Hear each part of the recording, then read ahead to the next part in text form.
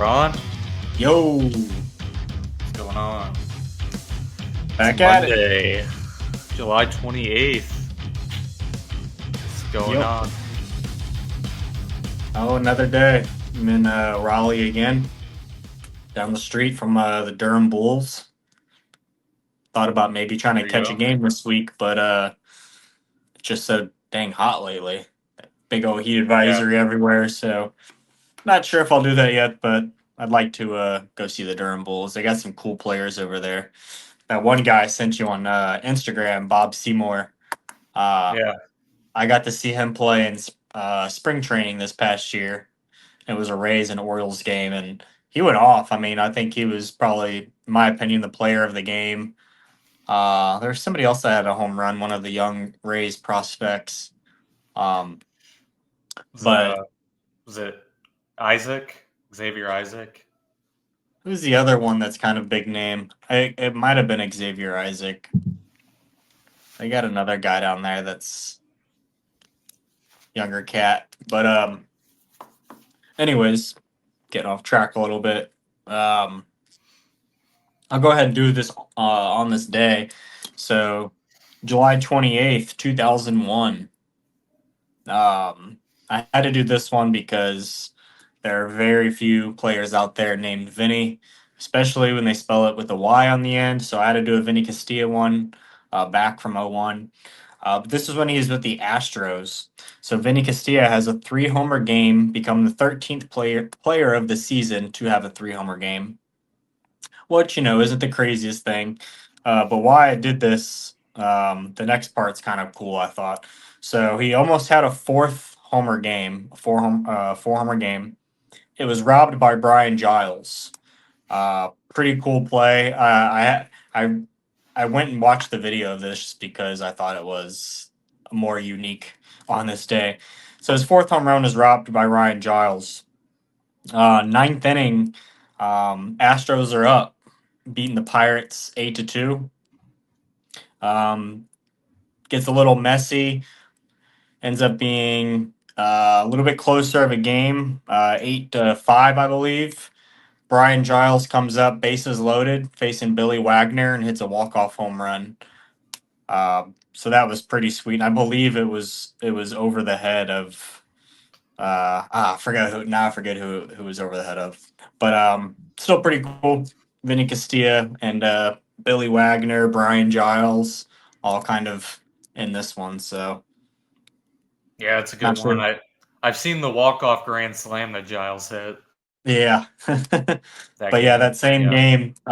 Yeah, it's a cool to hit a grand slam off Billy Wagner, but the same game to have Vinny Castilla hit home runs and then Brian Giles robbed the fourth one, just to be yeah. the one to walk it off the grand slam. That's pretty sweet. All right. So the one I've got is it's a trade that happened on this Uh-huh. day. It's a pretty big trade because it still applies, to a player playing today. So on Uh-huh. this day in 2011, the Mets acquire 21-year-old Zach Wheeler from the Giants Mm, for wow. outfielder. Do you want to take a guess on who the outfielder was? Zach Wheeler to the Giants, or from the Giants To the Mets. outfielder. It's a very God, well-known Hunter former player. Pence. That's a good guess. I'm not sure. Carlos Beltran. Oh, okay. I was gonna say Beltron, but I'm like, what year did Beltron stop playing? I guess just a couple years after that, I guess, or 2017 was Beltran's last year. oh dang, so he played for a minute then. Zach Wheeler's been around for a minute. Yeah, it was Hmm. 21. Wow, Zach Wheeler. That's cool though. Yeah, Throwback. I like that time frame of baseball. That early 2000s to like 2010 even. I just think that's a lot of cool players to look back on. 2011, 2012. But yeah, two good ones right there. So go ahead and do breakout players. Got a couple for you. I'll start with pitching. This guy was somebody I almost picked up in fantasy, and if I was contending this year in fantasy, which maybe we'll hit that a little bit. I pretty much rebuilt my whole team. It was needed. Traded a lot of my vets away, but if I was still attempting to make playoffs, I would probably pick up this guy, and that's Eric Lauer for the Blue Jays. He's been really nice all season. 69 innings pitched, 71 strikeouts, 2.61 ERA, 0.93 WHIP. He's got 3 quality starts, and he's got a 6-2 record. But his last outing versus Detroit, 8 innings pitched, 5 hits, 1 earned run, no walks, 6 Ks. So Eric Lauer, he's been not really talked about whatsoever. I think on Fantasy Baseball Today podcast, they mentioned him a little bit. I don't think that they were planning on keep talking about him. I thought they thought maybe he was just going to have a few good outings, but so far Eric Lauer looks great, especially to go eight innings, 1 earned run against a good Detroit team. Yeah. Next for my batter, I went with Michael Harris. He's kind of found himself again. He's really the only one shining right now for the Braves. Um, he's basically been the really only contributor. Ronald Acuna, he's when he came back, he's been kind of being himself, but no one else. Everyone else on the Braves has been pretty sad this season.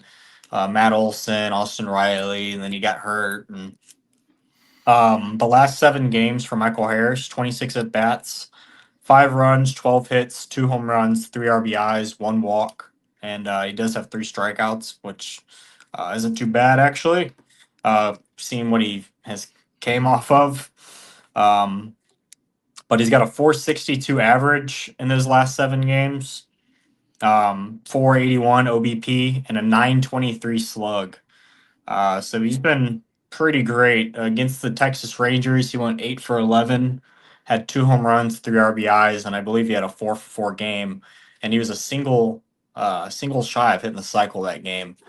So I think Michael Harris is back, and it took this past weekend for people to see that. But Eric Lauer and Harris are my two. Um, I know you gathered up a couple yourself. Who did you have for yours? Or did you have anything to say on Harris or Lauer? Um, yeah, Michael Harris been hitting a little bit better. We'll kind of see how this lasts. I kind of had a feeling that he might make like a. I'm not saying the Braves are going to make the playoffs because they're pretty far Mhm. out, but I think Yeah, other than Acuna, he's probably going to be their best hitter for the rest of the season. Just the yeah. way he's swinging. And then Eric Lauer, Mhm. yeah, he's a good fantasy pickup. He got picked up earlier in our fantasy. I guess you saw that. Yeah, yep. That was a good move. Yeah. Like I said, if Yeah. you're somebody that's trying to push for playoffs, he's not somebody I would invest in for like dynasty. I mean, I think he's a little maybe he's around his 30s, and I mean he's just having a good stint right now. Possibly, I don't think he's any keeper value, but he could be. See how does this next half of the season. If he continues to do what he's doing, he'd be a great pickup off the waivers. Yep. And got 2 players myself, one of them on my fantasy team. Yeah. And this guy, if you have not heard of this guy yet, I don't know if you've just been living under a rock or whatever, but Nick Kurtz. Mhm. Mm. Nick Kurtz went 6 for 6 last Friday with 4 home runs in one game, and I'll kind of talk a little bit about that later. But no, his last 7 games, 25 at bats, 5 home runs, 11 RBIs, batting 600 in the last 7 games. Got 15 hits. Yeah, 2.043 OPS in those 25 at bats. So he's been pretty Ridiculous. ridiculous. Yeah, I'm proud to say that he is going to be a $6 keep for next year on my team. So Mm. if for some reason this guy he's still available on fantasy on your team or your league, you should definitely pick him up. And Yeah. then My pitcher, I'm going to go with someone who I don't think has gotten a ton of attention since he's come back, is Brandon Woodruff, and he's been really good. Mhm. His last 12 innings pitched, he has 11 strikeouts with a win, 2 quality starts. He's got a 1.50 ERA and a 0.75 WHIP. Yeah. So, two guys making big impacts late, and especially for the Brewers, who are, I mean, they're playing the Cubs right now, or they're playing the Cubs starting tonight. I think they're both tied in the NL Central, so Hmm. that's going to be a Yeah. fun series to watch. Yeah. Nick Kurtz, falling back on him, he's incredible, especially to be that young. And how fast he, progressed and made his way up to the majors quicker than most people do it. He did it quicker than Wyatt Langford and a couple other guys that are, you know, looked at as on the elite side. So I got Nick Kurtz being the best first baseman the rest of the season. I think he's better than any of those guys right now. Alonso kind of slowed down a little bit from how the way he started his season. Vlad Guerrero, he's always kind of in and out. He might finish the season strong, but he's pretty. He gets pretty average at times, I would say. Bryce Harper, I mean, he's been good, but he's not. He hasn't been Nick Kurtz good. So I think he is the number one first baseman, especially when it comes to fantasy. That guy is incredible. No doubt. But yeah, and you got him on your fantasy league, so hopefully you hold on to him. Yeah. Yep. All right. But What you got next? we can go into another one of your former guys with his some more cheating scandals or betting scandals, I should say. You want to touch on that? Uh, yeah. So last year in fantasy, I drafted Manuel Clase. So it's kind of interesting because first we saw Luis Ortiz, and we have another Guardians pitcher under, I guess, the same type of sports betting investigation. He's under non-disciplinary leave through August 31st. So I didn't see the corresponding move to that because he's not part of the 40-man roster until then. I'd have to look, but I'm I don't like. I just never understood why these guys risk this type of thing. I mean, they're making. I It's mean, crazy, man. Class A had like a $22 million extension a couple years ago. So I mean, he's making Mhm. pretty good money, I would say. But is it a safe bet that there are more than just Clase and Ortiz when it comes to the Guardians that are sports betting, or just I guess in general? I mean, it's weird to think. I mean, because all these cases blow up big time. So, like, if I was a Major League Baseball player, especially if I'm somebody that I know I'm going to stay around in the league for a while, like even Luis Ortiz, like he's actually a pretty decent pitcher. He had a high upside in things, and he was still kind of developing. He's had a little bit better of a year. He strikes out a lot of people. Um, but it's like, do you think they would learn off these other people, like how Otani's situation blew up like it did? It kind of makes me think, to be honest, like, well, two people being on the same team and being they probably both maybe knew about it. They were both in on it in some way. Um, but it also makes me think, if it's as common as it seems, where people are starting to get caught more and more. I mean, a lot of people think Otani was actually really in on it, not as interpreter, but who am I to speculate, I guess. Yeah, But I don't it's know. pretty wild. No, it's kind of crazy though. Yeah, especially Emmanuel Clase is good to see is one of the best closers in baseball. Um, and for a team that's you know always kind of seems to have a chance at a good run at a playoffs, that's a big loss. Yeah. Losing your 4 or 5 pitcher, Luis Ortiz, and your closer. So I could see them leading into our next conversation. If you, whenever we want to start that with trades, I could see that leading to the Guardians going out and trading for one of those closers that may be on the move, like Ryan Helsley or um, who's another guy that was getting looked at a little bit. I know Maybe Anthony one of those Bender Marlins was on the guys. But Marlins.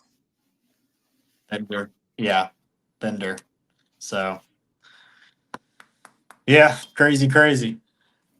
Yeah. So speaking of the trade,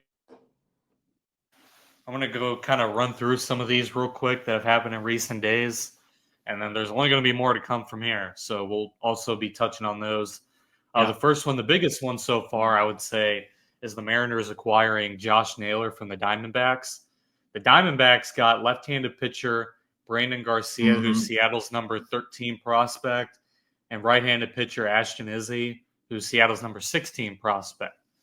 So with Naylor being his final year before free agency, I mean, it's kind of, I guess, the package you'd expect. I mean, if the Mariners don't think they're going to be signing him long term, obviously you don't want to send like a ton of really good prospects. Now, these guys could turn into the next, Randy Johnson, Yeah. Roger Clemens, obviously. But all right. But next trade, Yeah. this one was a little like confusing, I guess. The Kansas City Royals got Randall Grichuk from the Diamondbacks. The Diamondbacks got right-handed pitcher Andrew Hoffman. So the Diamondbacks and Royals are like pretty much identical records almost.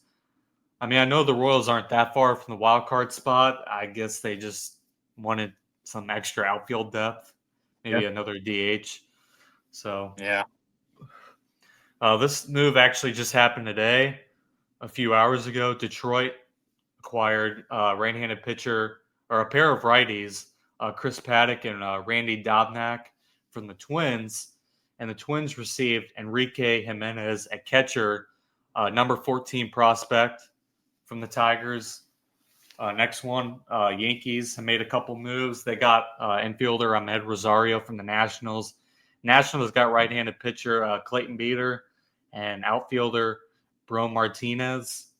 And then they also got third baseman Brian McMahon from the Rockies in exchange for left-handed pitcher Griffin Herring, number 8 prospect, and right-handed pitcher Josh Groves. I think I'm saying that right, number 21 prospect. So those are some of the trades that happened so far. Any thoughts? Yeah. I mean, going through a couple of them quickly as well. Naylor to Seattle. It definitely makes sense for Seattle. That tells you right there that Diamondbacks are looks like they're in their rebuilding stage this year. They're going to lay off of trading for people and trying to make the playoffs. Good move for Seattle. That's your team to win the division this year.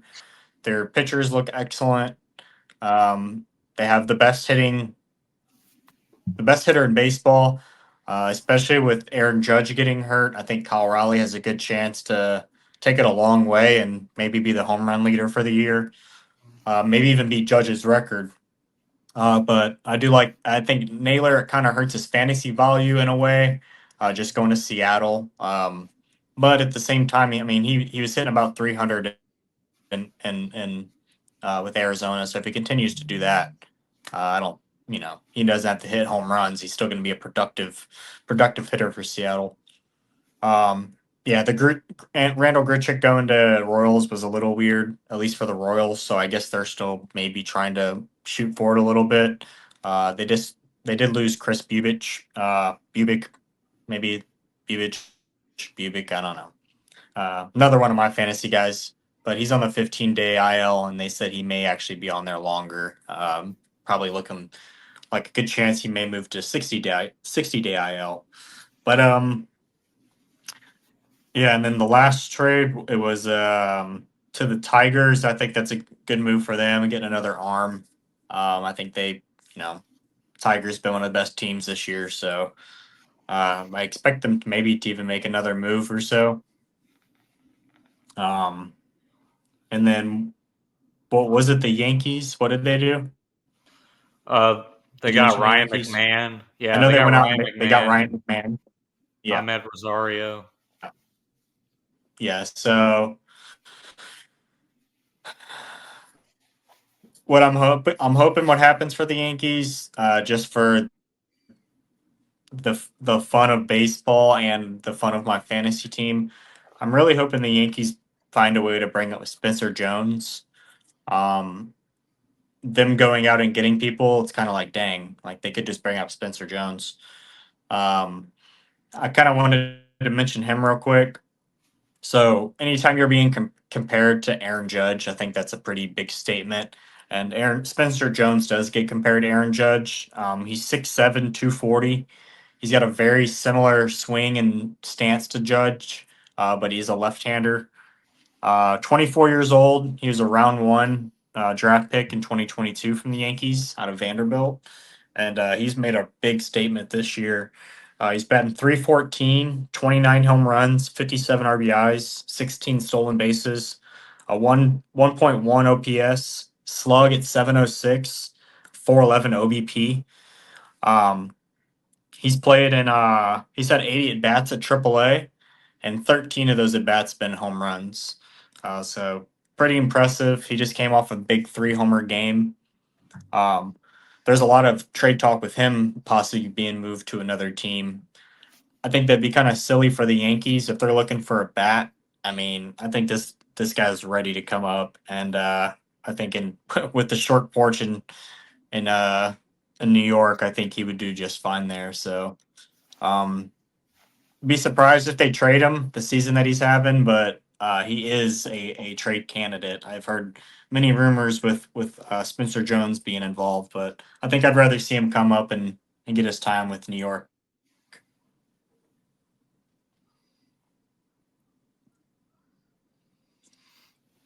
Do you have anything else? No, that's all I have. All right. So I got my crazy MLB stat. This comes from Friday night. Like I said, Nick Kurtz went 6 for 6. He became the first rookie to ever hit 4 home runs in a game, 20th all time in history, and the Mm, first in athletics franchise history. I mean, think how long that franchise has been around, the different cities they've been to. He's the first guy to ever hit 4 home runs in yeah, one game for him. So what's also crazy is that Nick Kurtz incredible. also had 19 total bases in this game, which ties Sean Green's record in 2002 for most in a single game. And they both, Sean Green and Nick Kurtz, both had went 6 for 6 with 4 home runs. So it's Oh, when if you go back and watch Sean Green's 4 home run game, they both had very similar games. Nick Kurtz, 4 home runs, a single and a double, and that double was actually, I think, just feet away from being a home run. So I think it's technically the mm, closest ever that someone's become to hit 5 home runs in the game, and it's still don't know if we'll ever see 5 home runs in a game. And there's a really good argument that this is the best game anyone's ever had ever. yeah. So I think it's There's a definitely handful up of there. parks that he would have had that. Yeah, there's Yeah, a handful of parks that he would have had that fifth home run, which is cool. Sean I Green think too. I mean, he was a great yeah. player. So, um, was he with the Padres when Sean Green did that? Is that didn't you play with the Padres? He was with the Dodgers, and they were playing in Milwaukee. Nah. Oh, okay, cool. I'll have to go back and watch that. But Yeah, yeah, Nick Kurtz is special, man. Like I said earlier, he's a young cat. Advanced his way up to the majors quicker than most, and I got him being the best first baseman for the rest of the season, and in fantasy. yeah. I mean, you don't go 6 for 6 with 4 home runs by luck. That's all I got to say. No, Yeah, he's him. He's definitely him. Yeah, I agree. Well, as the trade deadline approaches, we may be doing some quick episodes here later on this week. Any major trades? I expect it to start getting real hot here soon. So Yeah, there's still a couple teams in there. We're not sure who's buying, who's selling. Our Cardinals being one of them. I expect them to move probably Ryan Helsley. I think we're going to be buyers, but I don't know. That's what makes baseball fun. You just don't know. yeah. I just saw in here that the Brewers But just made a trade for Danny Jansen from the Rays. really, Yeah, I just okay, got making some. the backup I catcher. guess that William Contreras. Yeah, William Contreras has had a pretty bad year. I think he's only at like 6 home runs. Um, so yeah, he probably needs some help back there. So, like I said, trades are starting to get hot. So Yep. we'll have some good trade talk here soon, and Yeah. we'll update you when we can. Yep. It's a fun week for baseball. Oh yeah. All right, All right. 6-4-3, 4-3 baby. talk. Peace out. Peace.